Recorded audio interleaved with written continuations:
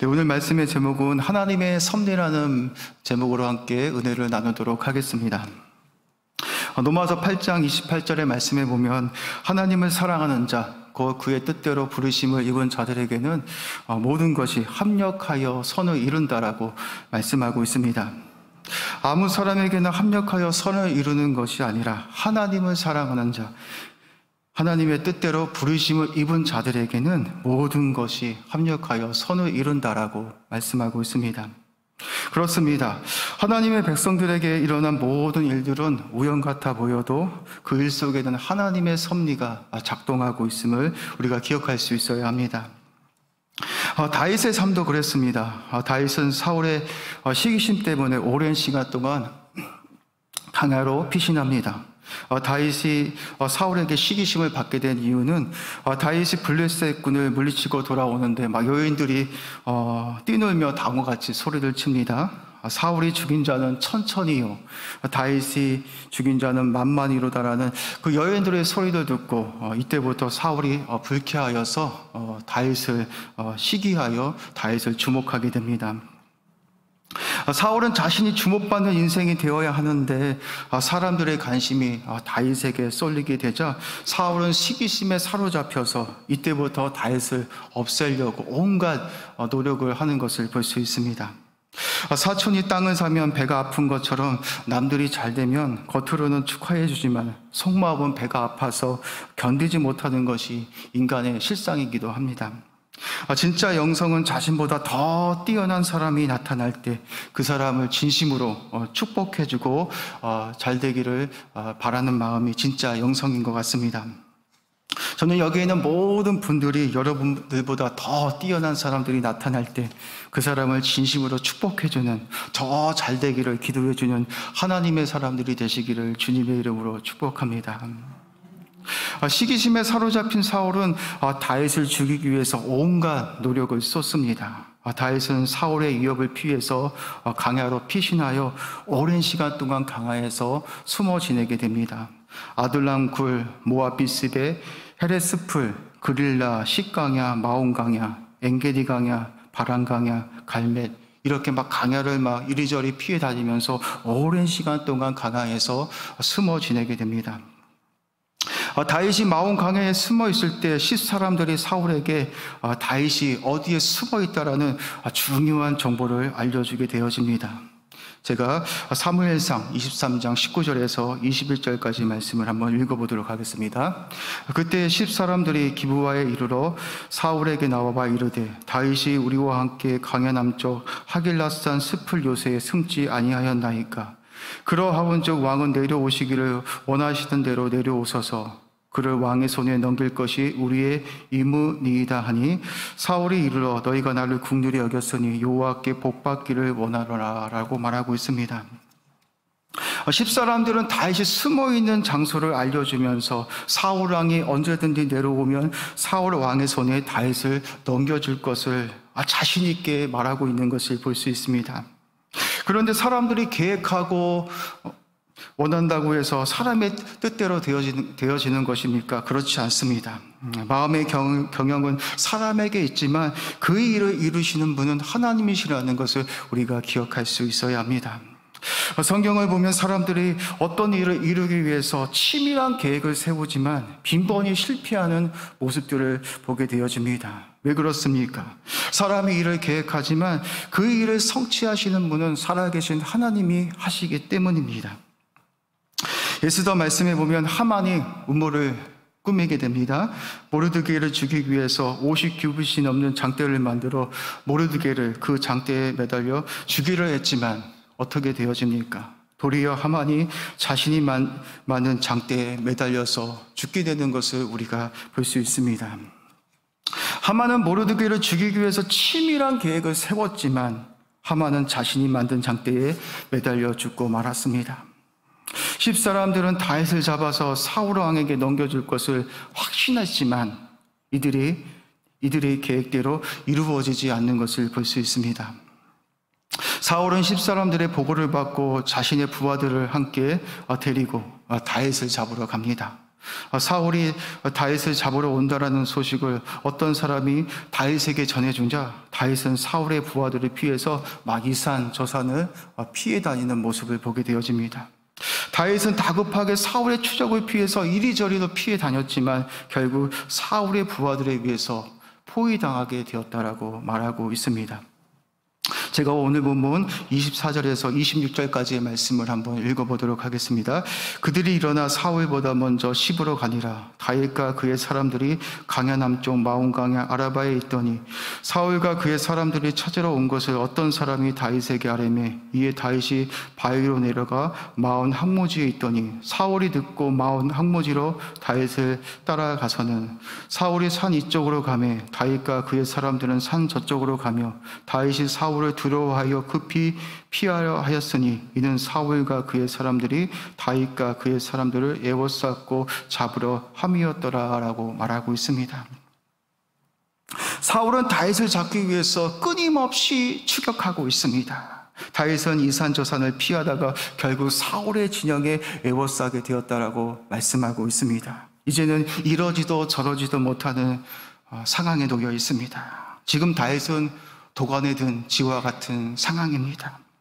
사울은 그렇게 찾고 싶었던 다윗을 사로잡을 수 있는 절호의 기회를 맞이하게 되어진 것입니다. 그런데 이때 갑자기 어떠한 일이 일어나고 있습니까? 한 전력이 급히 달려와서 사울 왕에게 다음같이 보고합니다. 블레셋 군대가 쳐들어왔으니 급히 내려와서 전쟁을 해야 한다라고 한 전령이 급히 찾아와서 사울 왕에게 보고하고 있는 것을 볼 수 있습니다.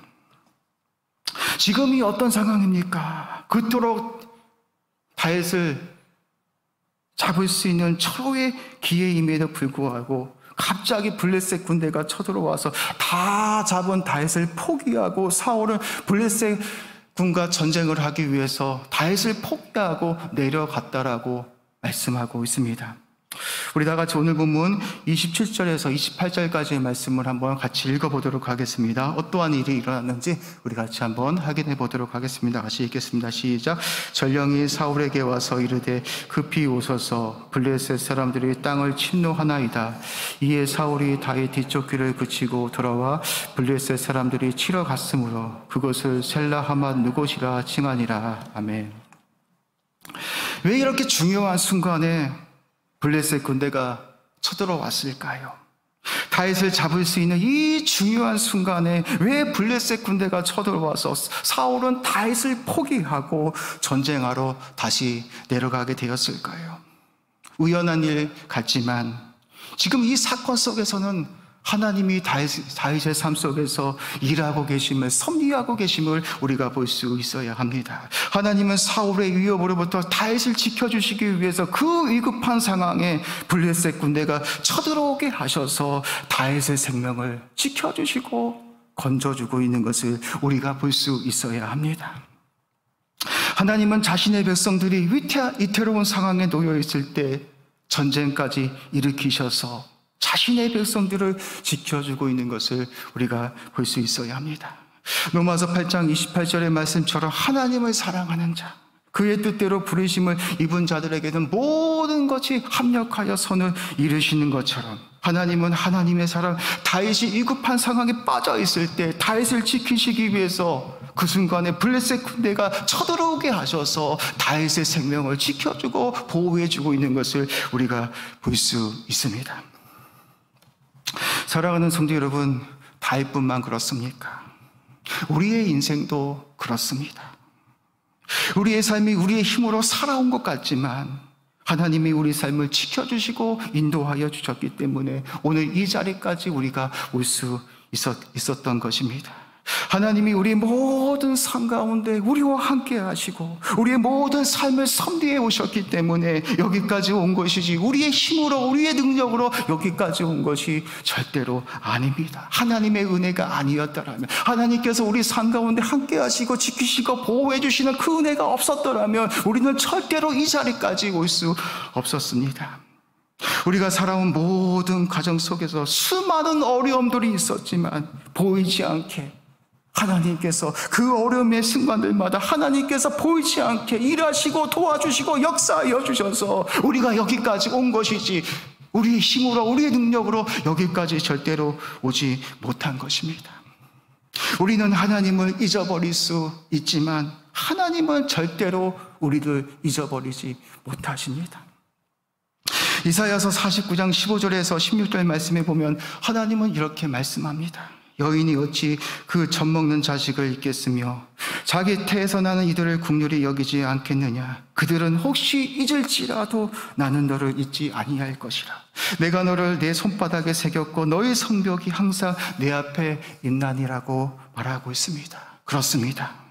우리의 부모들은 우리들을 잊어버릴 수 있지만 하나님은 하나님의 백성들을 절대로 잊지 못하신다라고 말씀하고 있습니다. 자신의 손바닥에 새겨 놓으시고 늘 기억하시고 우리들을 지켜주시고 우리들을 보호하시고 우리의 모든 삶 가운데 동행해 주신다라고 말씀하고 있습니다.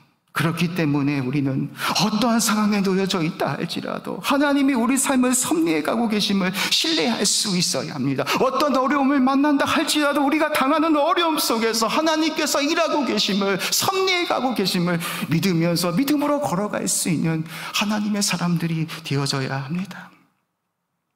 욥이 그랬습니다. 욥은 한순간에 전 재산을 다 잃어버리고 10명의 자녀까지도 잃어버리게 되어집니다. 이런 상황 속에서 욥이 어떻게 합니까? 주신 자도 여호와시요 취하신 자도 여호와시기 때문에 오히려 하나님의 이름을 찬송했습니다. 이 모든 일에 욥은 범죄하지 아니하고 하나님을 원망하지 않았다라고 말하고 있습니다. 욥에게 일어난 일들이 저와 여러분에게 일어났다라고 한번 생각해 보십시오. 우리가 이처럼 그렇게 고백할 수 있겠습니까? 주신 자도 여호와시요 취하신 자도 여호와시기 때문에 오히려 하나님의 이름을 찬송하겠다라고 우리가 그렇게 자신 있게 고백할 수 있겠습니까? 쉬운 일이 아닙니다. 하나님을 아는 지식이 없는 것이라면, 하나님이 누구인지를 우리가 정확하게 알고 있지 못하는 것이라면 우리는 절대로 욥과 같이 고백할 수 없습니다. 우리가 당하는 어려움들 속에서 하나님께서 섭리하고 계심을 신뢰하지 못하는 것이라면 우리는 우리가 당하는 어려움 속에서 좌절하면서 하나님을 향하여 낭망할 수밖에 없습니다. 사도 바울의 삶을 보십시오. 사도 바울은 그렇지 않았습니다. 사도 바울은 복음을 전하다가 감옥에 갇혀 있음에도 불구하고 자신이 받는 고난을 부끄러워하지 않았습니다. 바울은 네로의 명령이 떨어지면 언제든지 죽을 수 있는 그런 상황입니다. 그런데 바울이 어떻게 고백합니까? 나는 복음을 위하여 이 고난을 받되 복음 부끄러워하지 않는다 말하면서 그 이유에 대해서 이렇게 말하고 있습니다. 디모데후서 1장 12절 말씀입니다. 이로 말미암아 내가 또 이 고난을 받되 부끄러워하지 아니하면 내가 믿는 자를 내가 알고 또한 내가 이탁한 것을 그날까지 그가 능히 지키실 줄을 확신했기 때문에 자신이 받는 고난 때문에 절대로 부끄러워하지 않겠다라고 바울은 고백하고 있습니다. 바울이 복음을 위하여 고난을 받되 부끄러워하지 않는 이유는 자신이 믿는 하나님이 누구인지를 알고 있었기 때문에 그는 그렇게 복음을 전하면서 고난을 받지만 하나님을 부끄러워하지 않았다라고 고백하고 있습니다. 복음을 전하면서 수많은 어려움을 당하여 감옥에 갇혀 있음에도 불구하고 하나님께서 이 일을 통해서 더 큰 계획들을 가지고 있음을 신뢰했기 때문에 바울은 감옥 속에서도 하나님을 향하여 감사하며 기뻐할 수 있었다라고 고백하고 있습니다. 실제로 바울이 복음을 전하다가 죄수가 되어서 감옥을 갇히게 됩니다. 사도행전 말씀에 보면 바울은 죄수가 되어서 신문을 받게 됩니다. 바울의 죄수의 신부가 되어 로마의 압송이 되어서 총독 앞에서 신문을 받게 되어집니다. 바울은 죄수의 신분을 입었지만 로마에 안전하게 도착하여서 로마에서 복음을 전하는 사람이 되었습니다. 만약에 바울이 로마의 죄수가 되지 못하는 것이라면 바울은 절대로 자신의 힘으로, 자신의 능력으로 로마에 가서 복음을 전할 수 없는 그런 상황이었습니다. 그러나 하나님께서 바울을 감옥 속에 집어넣어서 로마로 압송하여서 로마의 총독 앞에서 서게 하셔서 로마에서 복음을 전하게 하신 것입니다. 우리는 우리 삶 속에 일어나는 모든 일들이 하나님의 섭리한 예수님을 신뢰하게 될 때 어떤 어려움을 만나든지 바울처럼 담대할 수 있습니다. 우리가 당하는 이 모든 어려움 속에서 살아계신 하나님께서 계획하시고 섭리해가고 있다라는 것을 우리가 신뢰하며 나아갈 때 우리는 어떠한 상황 속에 놓여 있다 할지라도 요동하지 않고 하나님을 신뢰하면서 믿음으로 나아갈 수 있는 하나님의 사람이 될 수 있습니다. 제가 목회를 하다 보니까 목회를 하면서 어려운 순간들도 많이 있는 것 같습니다. 나이가 들어갈수록 미래가 불확실해 보일 때가 참 많이 있습니다. 목회를 하다 보면 많은 일들을 경험하게 되어집니다.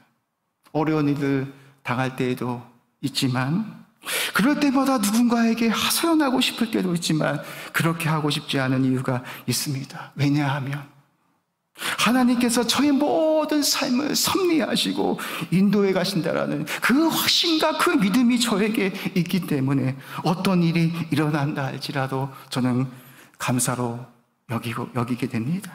하나님께서 이 일을 통해서 나에게 무슨 일을 하실까?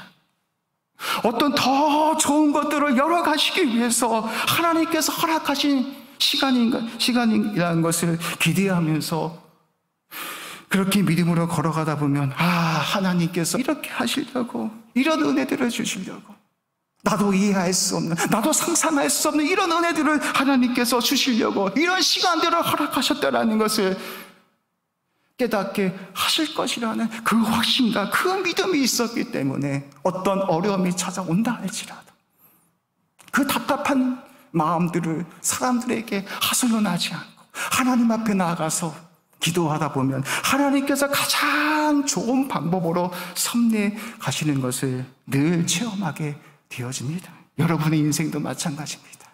힘들고 어려운 순간들을 만날 때마다, 답답한 일을 만날 때마다 사람들을 찾아가는 것이 아니라 살아계신 하나님 앞에 나와서 기도하다 보면, 하나님을 바라보고 하나님께 하소연하다 보면 하나님께서 여러분의 모든 어려움들을 들어주시고 가장 좋은 방법으로 일하시고 섭리해 가시는 그 하나님을 여러분들도 체험하게 되어질 것입니다. 요셉이 그랬습니다. 자신의 형들에 비해서 애굽의 노예로 팔려왔지만 총리가 되고 나서 자신에게 일어나는 모든 일들이 하나님의 섭리였음을 깨닫게 됩니다. 하나님께서 이 기근의 때에 자신의 가족들의 생명을 보존하시기 위해서 자신을 미리 애굽으로 보내셔서 총리로 삼으셨다라는 사실을 요셉이 깨닫게 되자 요셉은 자신의 형들을 기꺼이 용서할 수 있었습니다. 요셉은 이렇게 고백합니다. 창세기 45장 7절과 8절에서 요셉은 이렇게 고백하고 있습니다. 하나님이 큰 구원으로 당신들의 생명을 보존하고 당신들의 후손을 세상에 두시려고 나를 당신들보다 먼저 보내셨나니 그런즉 나를 이리로 보낸 이는 당신들이 아니라 하나님이셨다라고 요셉은 고백하고 있습니다. 요셉은 자신에게 일어난 모든 일들이 하나님의 섭리였음을, 애굽의 노예로 팔려와서 13년 동안 애굽의 노예로 살아오면서 수많은 어려움과 고난을 겪었지만 그 모든 과정이 하나님의 섭리였음을 깨닫게 되어지자 요셉은 자신의 형들을 기꺼이 용서할 수 있었다라고 그렇게 고백하고 있습니다. 하나님께서 이렇게 하시려고 이 기근의 때에 우리 가족들을 구원해 주시기 위해서 나를 먼저 이곳으로 애굽으로 보내주셔서 총리로 삼아주셔서 우리의 모든 가족들을 이 기근의 때에 구원해 주시기 위해서 나를 먼저 애굽으로 보내주셨다는 것을 깨닫게 되어질 때 요셉은 자신의 모든 형들을 용서할 수 있었습니다. 사랑하는 성도 여러분, 하나님의 사람들은 인생의 어려움들을 만날 때마다 주어진 상황 앞에 낙심하는 것이 아니라 우리가 당하는 어려움 속에서 하나님께서 섭리하고 계심을, 일하고 계심을 신뢰하면서 나아갈 수 있는 믿음이 필요합니다. 그렇게 믿음으로 나아가다 보면 하나님께서 이렇게 하시려고 이런 시간들을 허락해 주셨음을 고백하는 시간들이 저와 여러분의 삶 속에 반드시 찾아오게 되어질 것입니다. 왜 그렇습니까? 우리 모두는 하나님의 섭리 안에 있기 때문입니다. 하나님을 사랑하는 자, 하나님의 뜻대로 부르심을 입은 자들에게는 모든 것이 합력하여 선을 이루어 가시기 때문입니다. 다윗도 사울의 유혹을 피해 12년 동안 광야에서 도망자 신세로 살았지만 다윗이 이 모든 어려움들을 이길 수 있었던 이유가 무엇이었을까요? 다른 것이 아니었습니다. 다윗은 광야에서도 오직 하나님만을 갈망했습니다.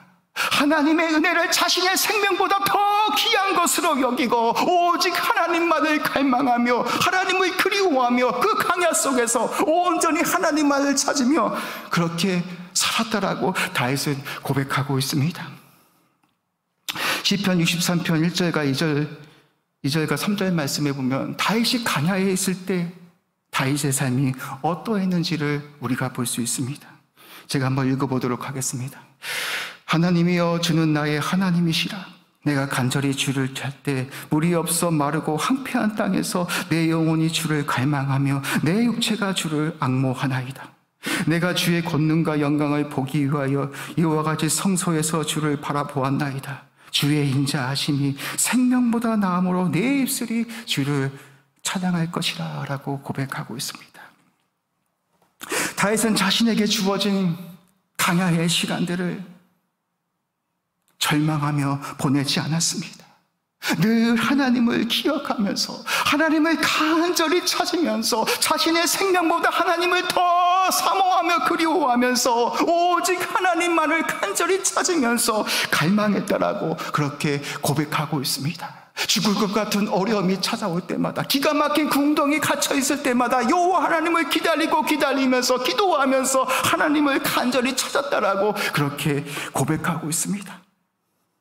그런 다윗을 하나님께서 가만히 내버려 두시겠습니까? 광야 같은 힘든 상황 속에 있었지만 오직 하나님만을 갈망한 다윗을 하나님께서는 그런 다윗을 지켜주시고 보호해 주셨습니다. 다윗이 위급한 상황에 놓여 있을 때 전쟁까지 허락하셔서 다윗을 지켜주시고 보호해 주시고 있는 것을 우리가 볼 수 있습니다. 사랑하는 성도 여러분, 우리의 삶도 마찬가지입니다. 우리가 인생을 살아가다 보면 수많은 어려움들을 만나게 될 때도 있습니다. 하나님을 잘 믿었음에도 불구하고 인생의 많은 어려움들을 만날 때가 있습니다. 그럴 때 우리가 어떻게 해야 하겠습니까? 다윗처럼 오직 하나님만을 갈망하며 오직 하나님만을 사모하며 오직 하나님만을 간절히 찾으면서 하나님께 나아가 기도하면서 하소연해야 하지 않겠습니까? 그런 삶을 살아갈 때 하나님께서 다윗을 지켜주셨던 것처럼 우리의 모든 삶도 하나님께서 신실하게 지켜주시고 인도해 가실 것입니다. 우리가 어떤 어려움을 만날 때마다 하나님을 사랑하게 되어지면 로마서 8장 26절의 말씀처럼 하나님을 사랑하는 자, 그 뜻대로 부르심을 입은 자들에게는 모든 것이 합력하여 선을 이루신다라는 말씀처럼 수많은 어려움 속에서 하나님이 우리의 삶을 붙들어 주시고 도와주시고 섭리에 가져서 가장 좋은 방법으로 우리의 삶을 빚어 가실 것입니다. 그렇기 때문에 저와 여러분들이 어떤 어려움을 만나든지 간에 늘 하나님을 기억할 수 있는, 하나님을 간절히 찾으며 나아갈 수 있는 그런 사랑하는 성도님들이 되시기를 주님의 이름으로 축복합니다. 모든 것을 합력하여 선을 이루시는 하나님께서 저와 여러분의 모든 삶을 아시고 모든 형편을 아시고 가장 좋은 방법으로 저와 여러분의 삶을 빚어 가실 것입니다. 기도하시겠습니다.